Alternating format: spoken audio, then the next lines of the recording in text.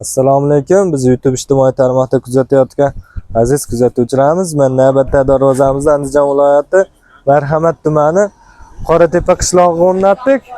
Bu darvozamiz o'sha reflonka darvoza bo'lib, akvapasonda bo'lgan. Bu darvozamiz materiallari bilan qisqachagina tanishtiradigan bo'lsa, qanday detallar ishlatildi.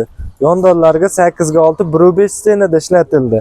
Ichidagi to'qilgan profilimiz 6 ga 4imiz 1.3 stenada, listlarimiz har doimgidek 1.3, tagiga 8 li shvellarda ishlatilgan, ko'rishingiz mumkin. Bezuloq shaklda. Zamogimiz original Zuber zamogda.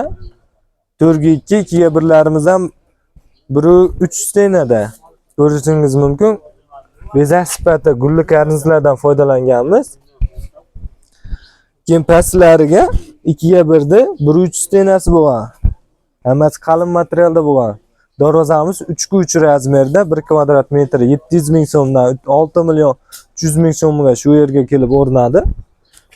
Darvozamiz bo'lakcha o'zgacha shaklda tayyorlandi, ko'rishingiz mumkin. Oddiygina soddaligi, skromniy fason deganlar uchun qilindi.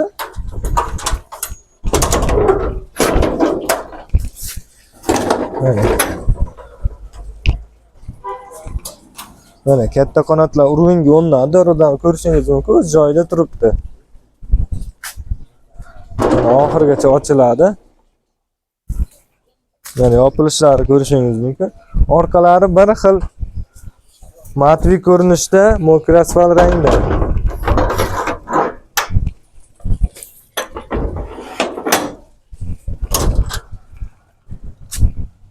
Mana oldilari glansvel temirlak, tagi temir kraska, toza banishni bankovoy kraska sepilgan.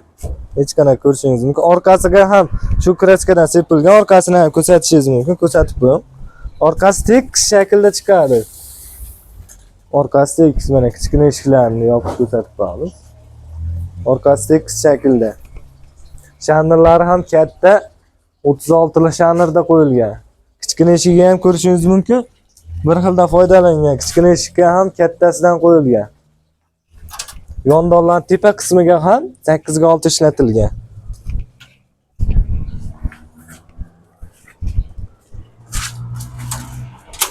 Hech qanaqa zazor-pazor darvozamizni yo'llardan ko'rishingiz mumkin. Hech qanaqa qolmadi. Kimda shunday darvoza bo'yicha murojaatlar yoki kachaylar, kazirolar bo'lsa, bemalol murojaatlar qilishingiz mumkin. Ekranlar nomerlarimizni qoldiramiz.